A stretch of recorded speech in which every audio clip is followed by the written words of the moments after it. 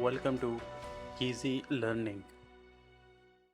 Exercise number 176. In conclusion, the lecturer said, when first I went to Portugal, I shared all the indignation of my countrymen at the easygoing habits of the people of the peninsula. But in the short space of time it took me to reach my hotel from the landing stage, I determined never to say another word against them on the matter, for the enervating heat took all the energy out of me.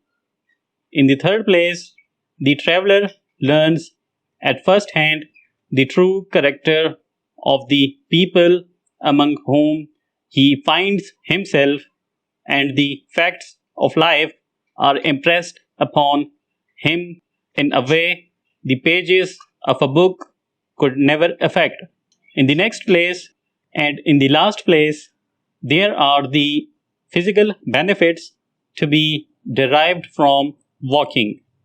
Too much food and too little exercise is the root of most of our bodily ills, and if we would indulge more freely in walking and think less of our ease and the trouble of walking, our lives would undoubtedly be free from many, and think less of our ease and the trouble of walking, our lives would undoubtedly be free from many of the aches and pains of which we are now so ready to complain. Full stop.